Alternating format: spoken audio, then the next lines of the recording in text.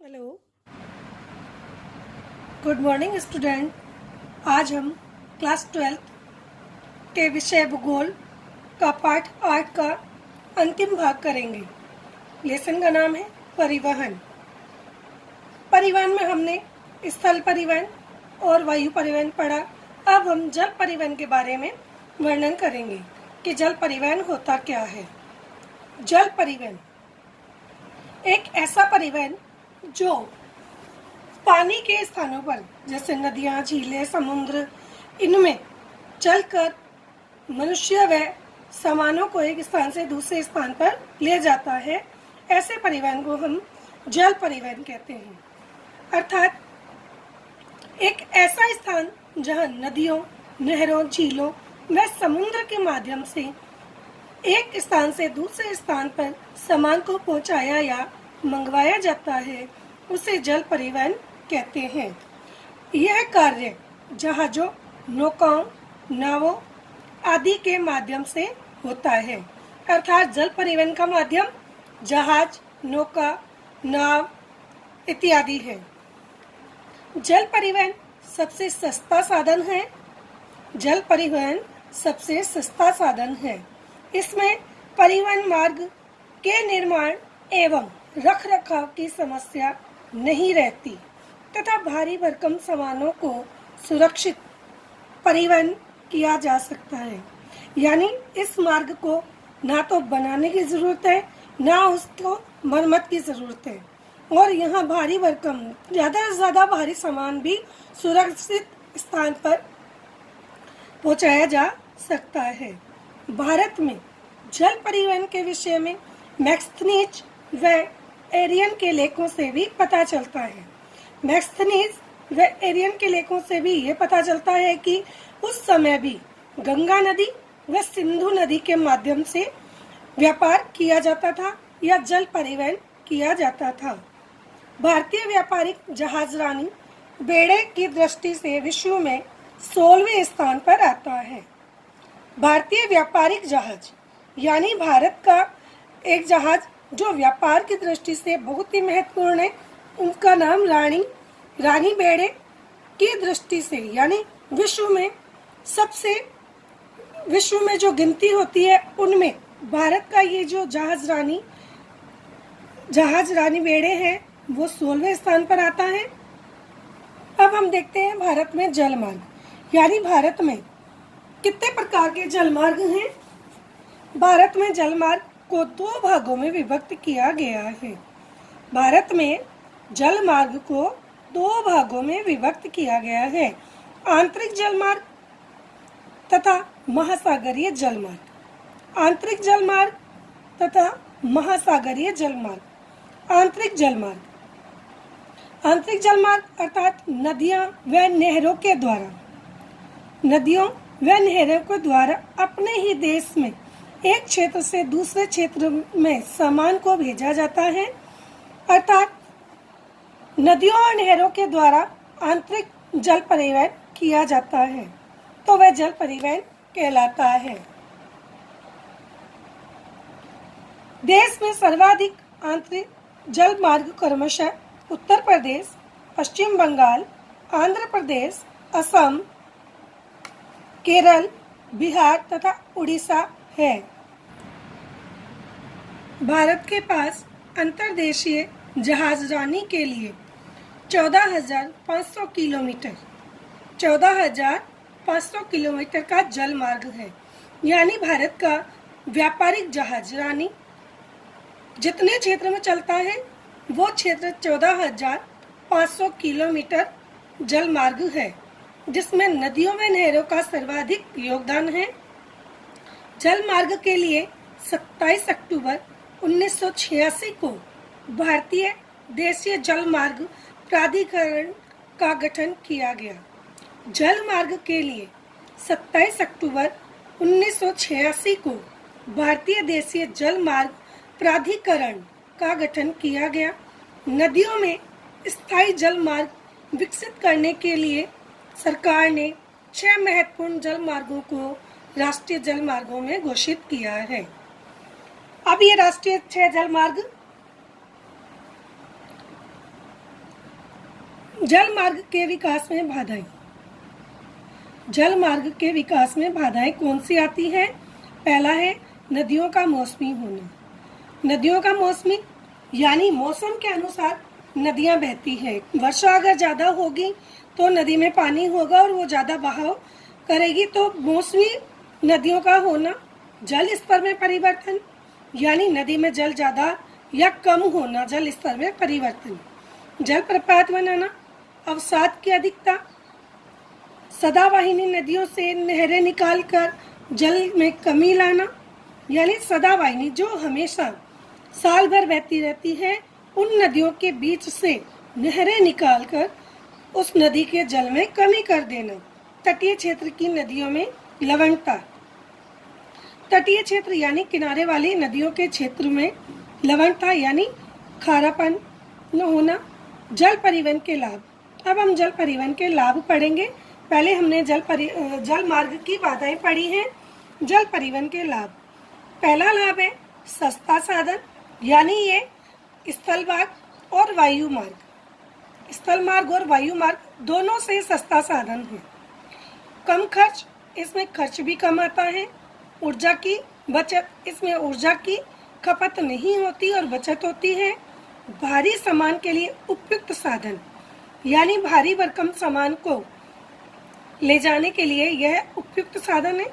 वर्षा काल में जब सड़कें व रेल मार्ग अवरुद्ध हो जाते हैं तो जल मार्ग का ही उपयोग किया जाता है।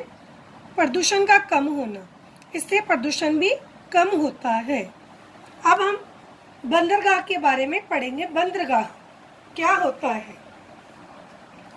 बंदरगाह समुद्र व नदियों के किनारे वे स्थान जहां एक पोताश्रय होता है और जहां जहाजों से माल उतारने व चढ़ाने का कार्य किया जाता है, बंदरगाह कहलाता है।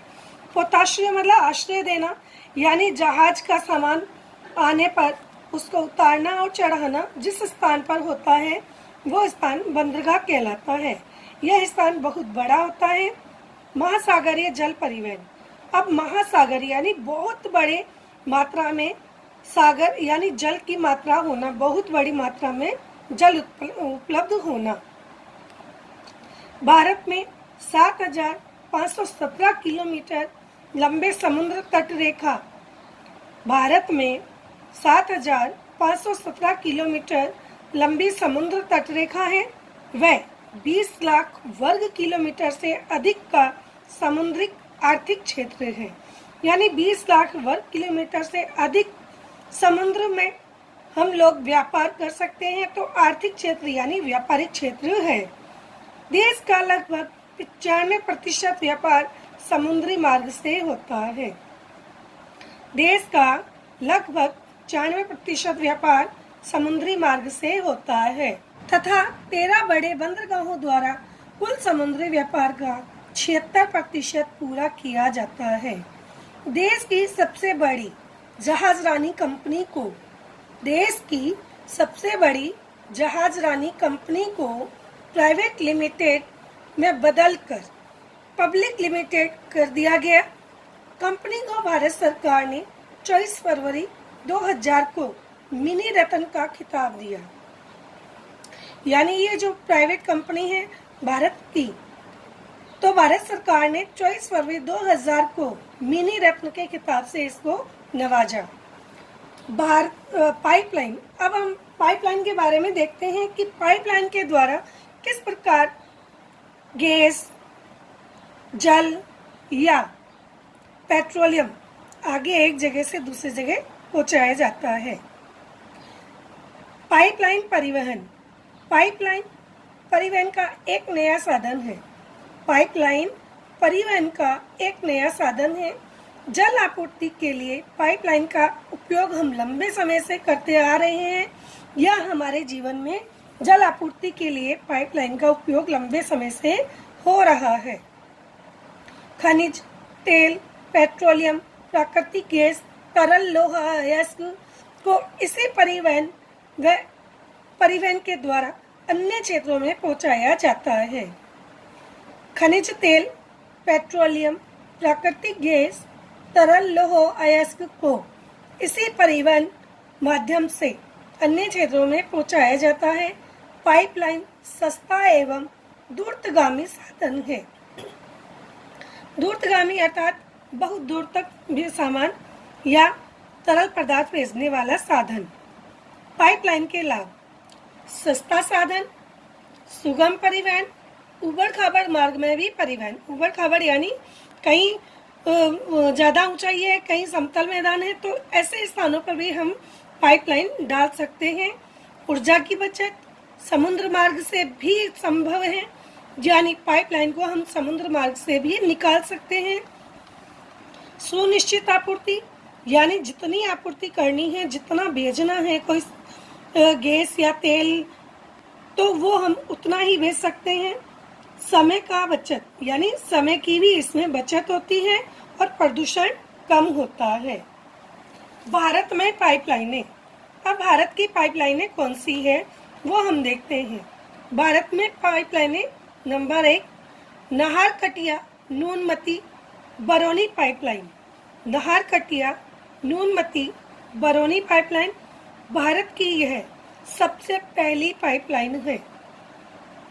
भारत की यह सबसे पहली पाइपलाइन है जो असम के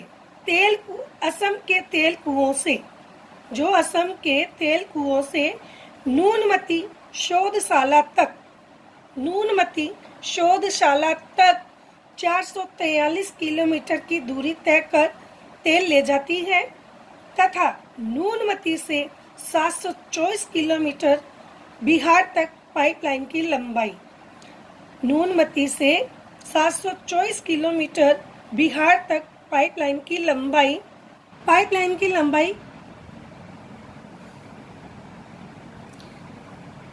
की लंबाई 1167 किलोमीटर है। यह पाइपलाइन छोटी बड़ी 80 नदियों को पार करती है। इसके बीच में 9 पंपिंग स्टेशन बनाए गए हैं। दूसरी पाइपलाइन है गुजरात की पाइपलाइन। गुजरात में जो पाइपलाइन डाली गई है उसका नाम गुजरात की पाइपलाइन, यानी ये कहाँ से कहाँ तक, तो अलंकेश्वर कोयली तेल पाइपलाइन का निर्माण। इस पाइपलाइन को कहाँ से, अलंकेश्वर से कोयली तक तेल पाइपलाइन है का निर्माण 1965 में पूर्ण किया गया।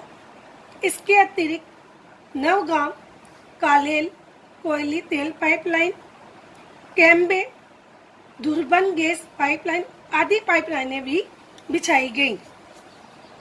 तीसरी पाइपलाइन है मुंबई से हाई तक और हाई मुंबई अलंकेश्वर कोयली पाइपलाइन।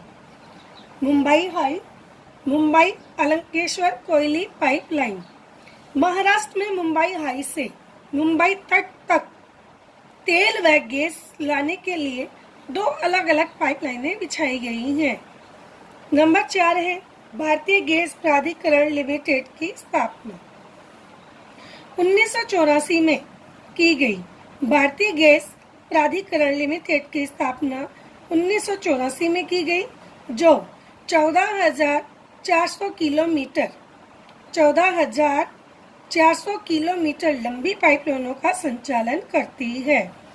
अब हमारी लास्ट पाइपलाइन का नाम है हाजीरा, विजयपुरा और Jagdishpur. Hazira, Vijayapura, Jagdishpur, short name HVJ। यह विश्व की सबसे लंबी भूमिगत गैस पाइपलाइन है। यह विश्व की सबसे लंबी भूमिगत यानी जमीन के अंदर डाली गई पाइपलाइन है, जो 1750 किलोमीटर लंबी है। 1750 किलोमीटर लंबी है। इस पाइपलाइन के द्वारा उत्तर प्रदेश के 4, मध्य प्रदेश व राजस्थान के 1 उर्वरक कारखानों तथा औरैया उत्तर प्रदेश में, अंता राजस्थान कवास गुजरात में ताप विद्युत गृह को गैस पहुंचाई जाती है। यानी इस हाजीरा, विजयपुरा, जगदीशपुर पाइपलाइन के द्वारा उत्तर प्रदेश के 4, मध्य प्रदेश व राजस्थान के 1 उर्वरक कारखानों तथा औरैया उत्तर प्रदेश, अंता राजस्थान, कवास गुजरात तथा ताप विद्युत ग्रहों को गैस पहुंचाई जाती है।